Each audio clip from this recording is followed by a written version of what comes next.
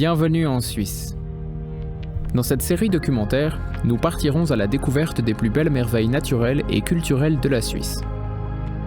Notre équipe est partie à la conquête de l'un des sentiers pédestres les plus longs et les plus difficiles de la Suisse, le sentier national numéro 6, le chemin des cols alpins. 610 km, 37 km de montée et 37 km de descente nous feront traverser pratiquement toute la chaîne des Alpes, enchaînant sommet après sommet.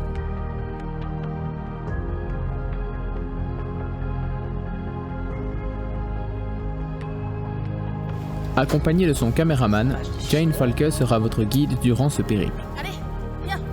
Jane a grandi dans le Valais et a été formée en tant que sergent d'infanterie dans l'armée suisse. La randonnée est pour elle comme une seconde nature.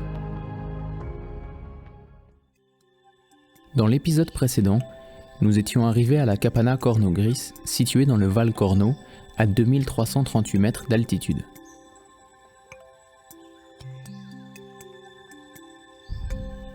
Nous nous apprêtons à traverser le Corno Pass, appelé également Passo del Corno, lequel relie le canton du Tessin et le canton du Valais. Des sommets d'environ 2900 mètres d'altitude forment les bords du col que nous sommes en train de traverser. Sur notre gauche, le Grieshorn et son petit frère, le Klein Grieshorn. À notre droite, le Nüfenenstock culminant à 2866 mètres d'altitude. C'est au bout de ce petit lac de montagne que se trouve la frontière entre le canton du Tessin et celui du Valais. Depuis la Kapana Corno-Gris, il faudra compter encore 50 minutes de marche et 240 mètres de dénivelé positif avant de passer dans le canton valaisan. Nous sommes actuellement dans l'étape numéro 9 du chemin des cols alpins qui part de la Kapana Corno-Gris en direction de Ulrichen, village valaisan situé plus bas dans la vallée de Conches. L'étape va durer environ 4h10 minutes. Les 300 mètres de dénivelé positif sont situés essentiellement au début de l'étape, lorsque l'on se trouve encore dans le Val Corno.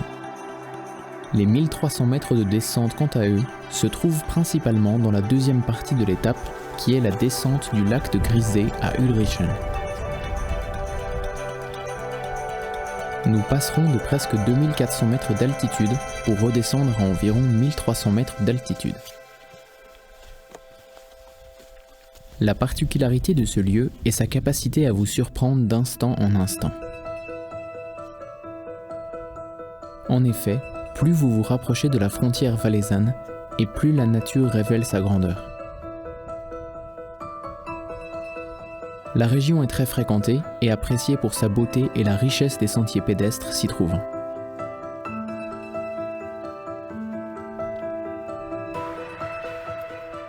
À peine arrivé devant le lac de Grisé, une surprise inattendue sur notre droite. 3 éoliennes se dressent dans le ciel. Face à nous, le Blinnenhorn. Sur sa face nord se trouve le glacier de Gris, d'une longueur de 5 km. Le glacier, malgré sa taille, est l'un des plus intéressants et des plus étudiés des Alpes suisses. Un barrage hydroélectrique a été construit à côté du glacier, le barrage de Gris, et a été mis en service en 1965. À droite du barrage se trouve le premier parc éolien du Valais, composé de 4 éoliennes. Une des éoliennes, mesurant 83 mètres de haut, est de loin la plus haute d'Europe et la deuxième plus haute dans le monde après celle de Veladero en Argentine. Le plus grand défi pour l'érection de cette éolienne consistait à transporter ces éléments sur le site. Parmi les obstacles naturels, on peut mentionner le passage d'un des cols les plus hauts de Suisse centrale, la Nüfenenpass. Bon, à part ça, on a laissé Erolo derrière nous. Maintenant, on a passé le Cap Corne et enfin, on a passé la frontière entre le Tessin et le Valais. Là, on va rejoindre Ulrichen et l'aventure continue dans le Valais. Allez, come on, we go.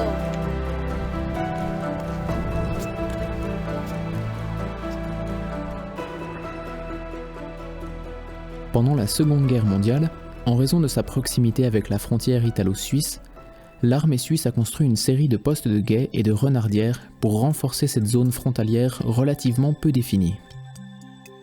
le barrage qui a été construit devant le glacier a contribué au recul accru de ce dernier car il se détachait petit à petit de la roche à cause de l'augmentation du niveau de l'eau dans le réservoir du barrage.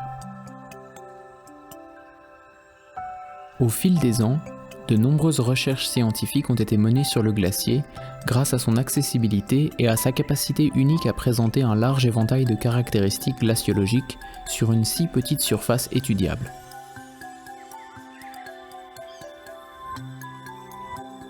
Nous amorçons maintenant la grande descente vers Ulrichen, laissant derrière nous les magnifiques paysages du Tessin. Avant d'arriver dans la vallée de Conches, où se situe Ulrichen, le sentier pédestre nous fait parcourir une de ces vallées latérales, l'Agenental, dans laquelle coule l'Égine, étant un des affluents du Rhône. La vallée de Conches est l'une des plus grandes du Valais et est très réputée pour ses 100 km de pistes de ski de fond. Arrivés à Ulrichen, nous avons décidé de passer la nuit dans un hôtel de la région pour pouvoir pleinement reprendre des forces. Après une longue journée de marche, nous étions heureux de pouvoir savourer les fromages qui nous avaient été offerts le matin même. Un vrai régal.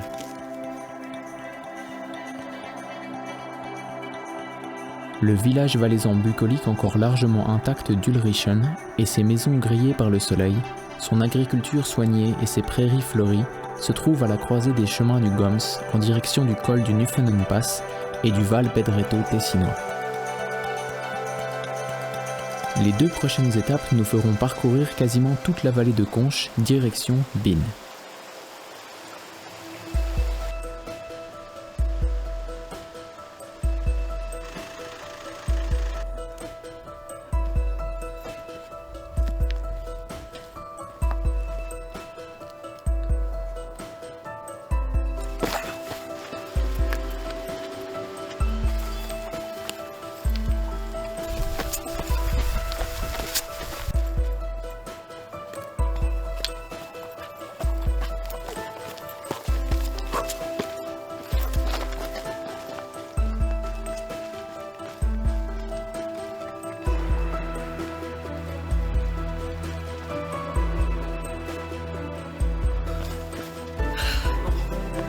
J'arrête de courir, sinon le sentier aura raison de moi.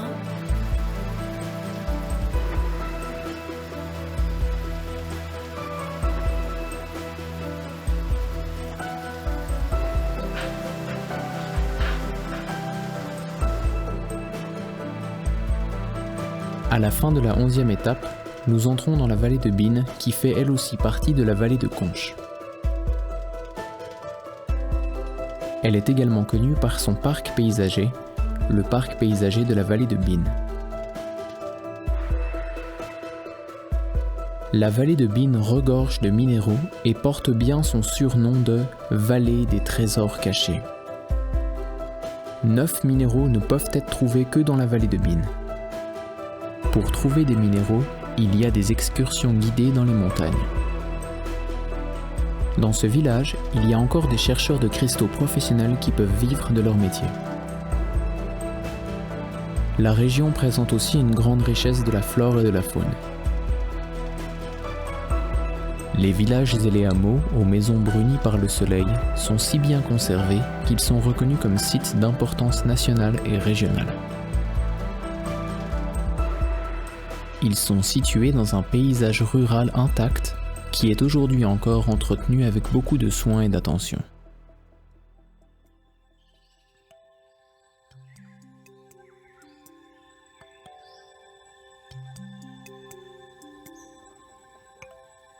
Le village est situé sur une colline au sud du confluent de la Bina et de la Lengtalwasser, juste à l'entrée de la Lengtal.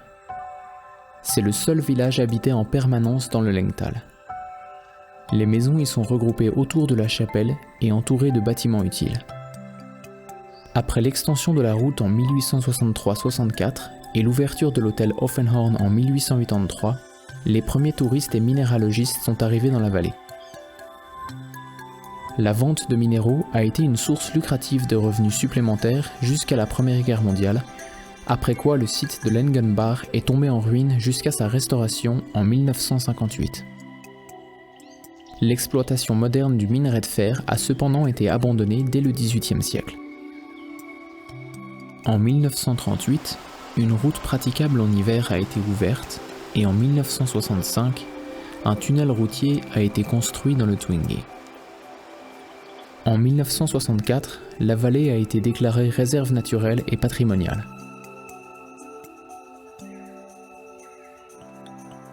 Notre prochaine étape après Bean, Roswald. 6h20 de marche, 1350 mètres de montée et 950 mètres de descente, le tout sur un trajet de 17 km.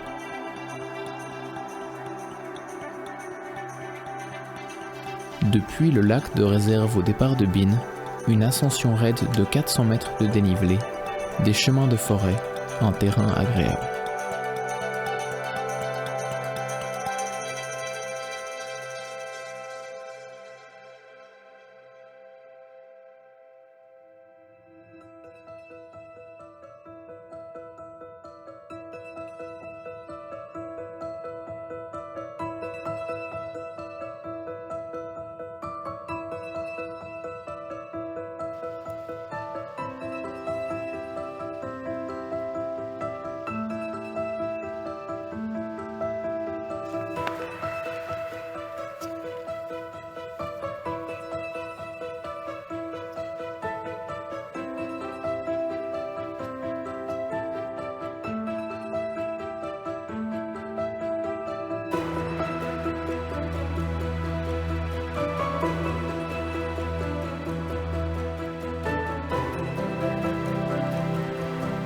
La météo a rapidement changé, la pluie et des vents violents se préparent.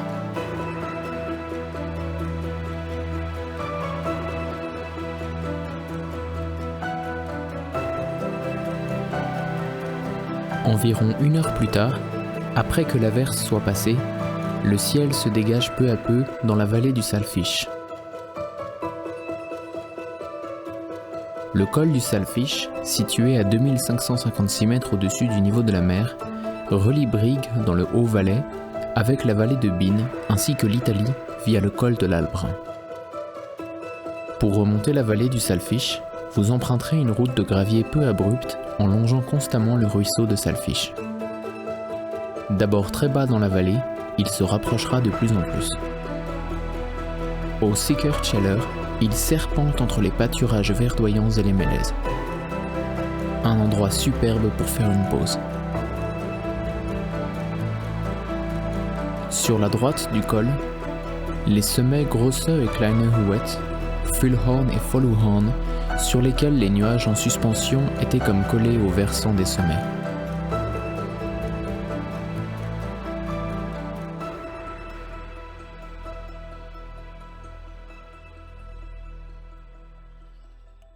À 145 mètres au-dessus de la vallée, le pont du Ganter. Nous sommes quasiment arrivés à Roswald et avons décidé de nous arrêter au restaurant Fleshboden, situé à mi-chemin entre le col du Saltfish et le village de Roswald, à une hauteur de 2134 mètres d'altitude. Placé dans la station de ski de Roswald, le restaurant est situé idéalement pour s'y arrêter le temps d'y déguster des spécialités culinaires de la région. En hiver, des remontées mécaniques permettent d'y accéder depuis Roswald et 2 pistes de ski noires situées 400 mètres plus haut y descendent.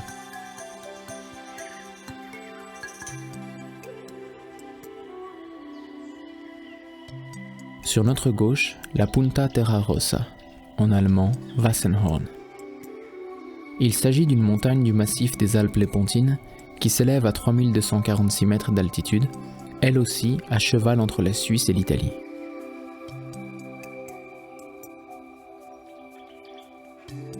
À gauche, nous pouvons voir la rivière Furgu-Boimbach qui se jette plus loin dans la Saltina, qui elle-même se déverse dans le Rhône à Brigg.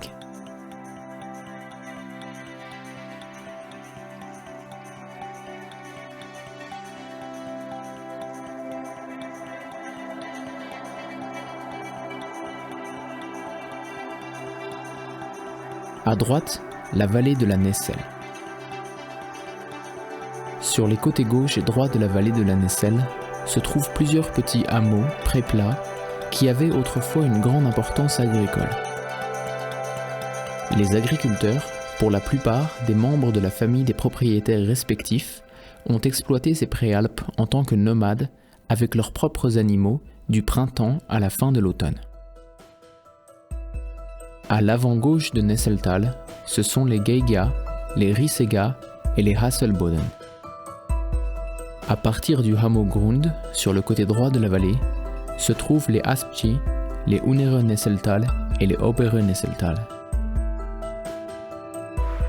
En raison de sa topographie et de son ancrage dans les forêts de montagne environnantes, le Nesseltal possède un paysage culturel riche.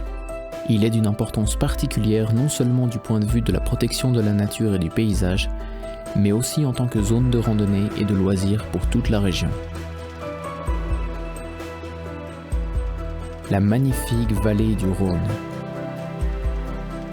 S'étirant sur environ 80 km, la vallée glaciaire du Rhône a un dénivelé moyen au kilomètre de 2,75 mètres.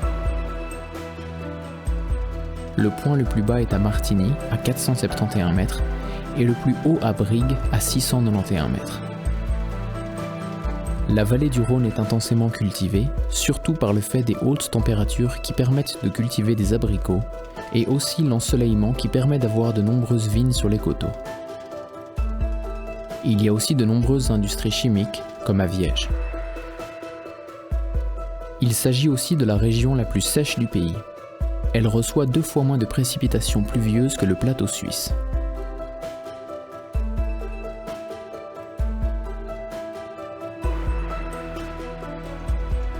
Le soleil se lève sur le Fletchhorn à environ 4000 mètres d'altitude. Nous avons atteint Roswald, fin de la 12e et début de la 13e étape en direction du col du Simplon.